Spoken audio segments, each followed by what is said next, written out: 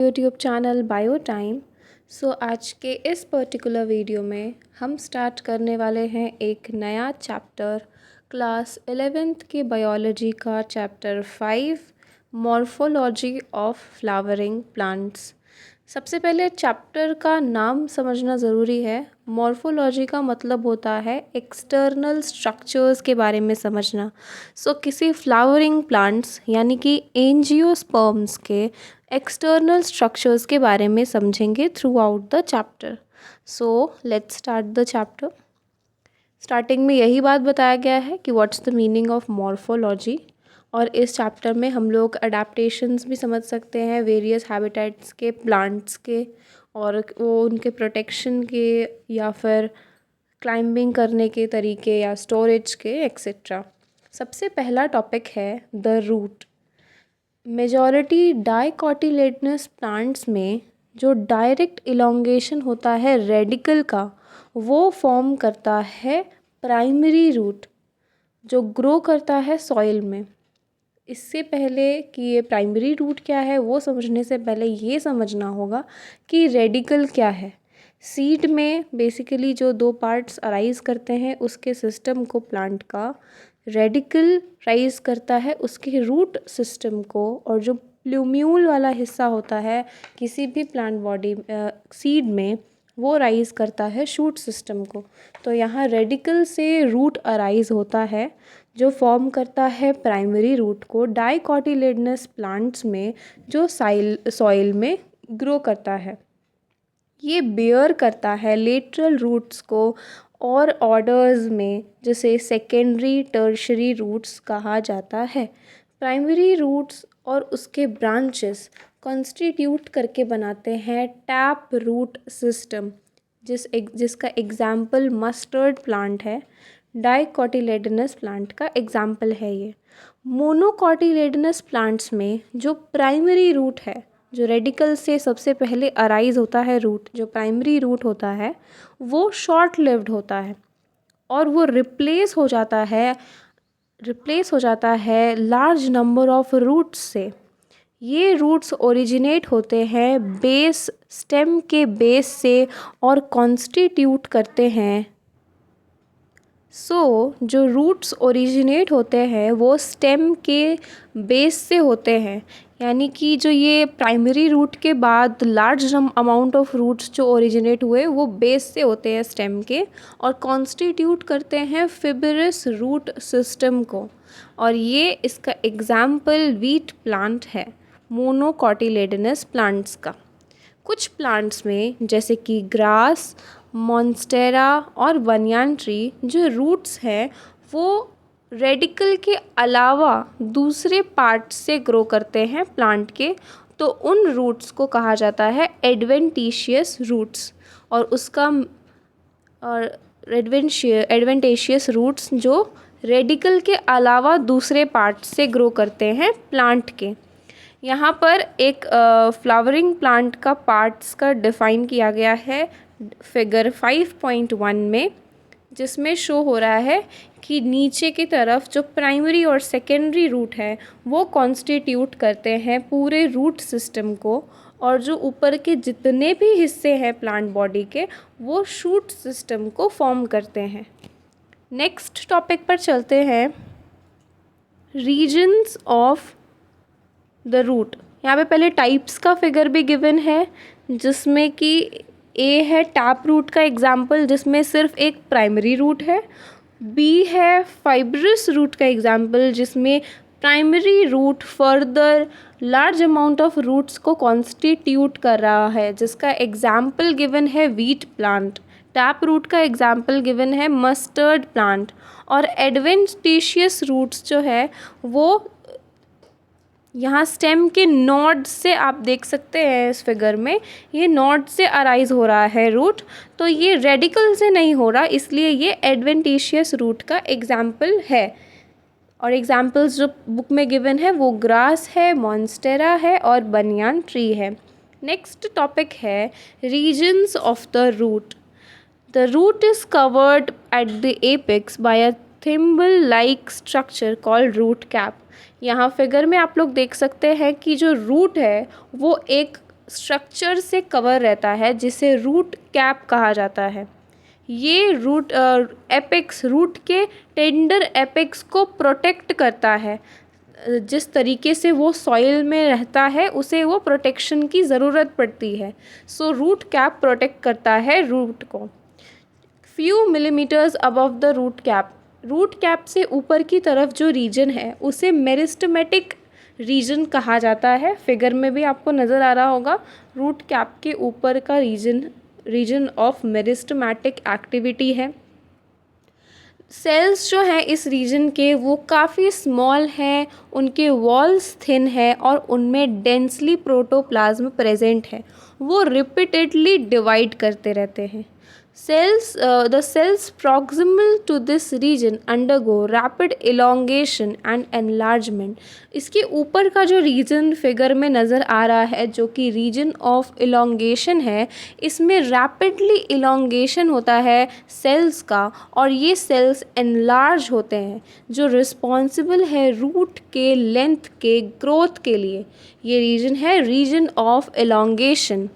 उसके और ऊपर की तरफ जो रीजन है जिसे रीजन ऑफ मैच्योरेशन कहा जाता है, इसमें सेल जो इलोंगेशन जोन के हैं वो ग्रेजुअली डिफरेंशिएट करते हैं और मैच्योर होते हैं। तो इस रीजन को जो प्रॉक्सिमल है रीजन ऑफ इलोंगेशन से, इसे कहा जाता है रीजन ऑफ मैच्योरेशन।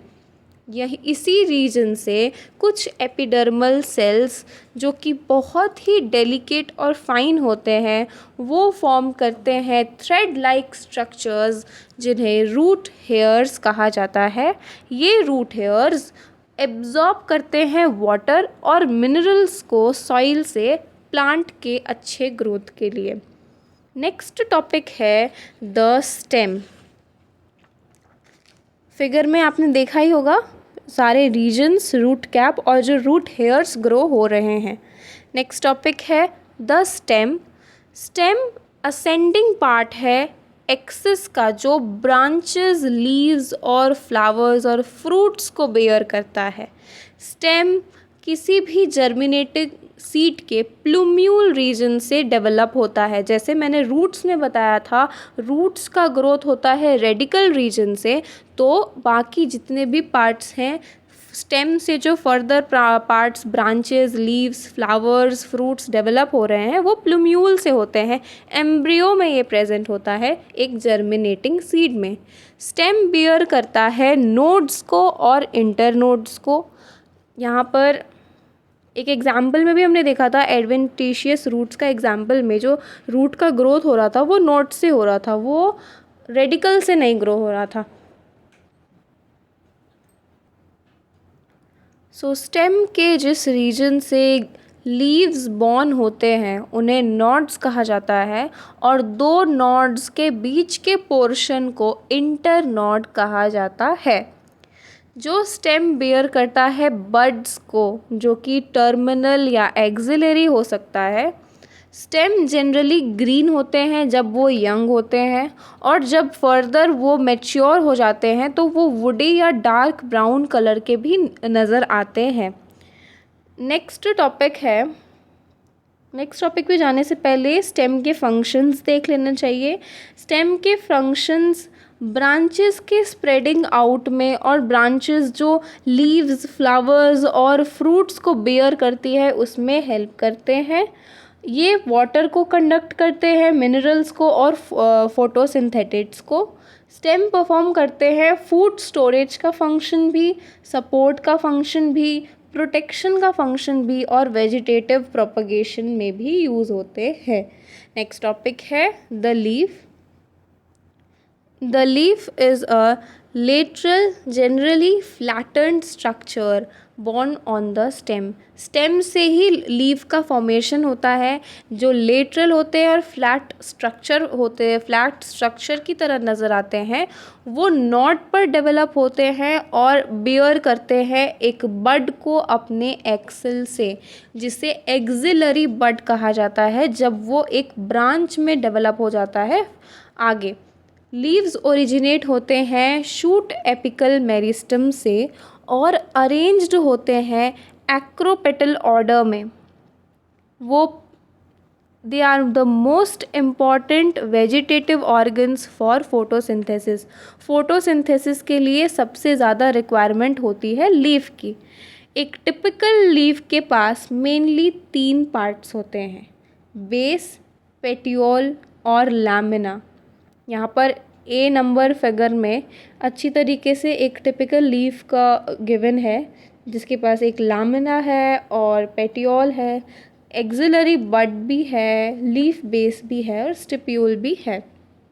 लीफ जो अटैच्ड होते हैं स्टेम से, वो अपने लीफ बेस से अटैच्ड होते हैं स्टेम से, और बेयर कर सकते हैं 2 lateral small leaf like structures, जिसे स्टिप्यूल्स कहा जाता है। जैसे आपको फिगर में नज़र आ रहा होगा स्टिप्यूल कैसे अराइज हो रहा है।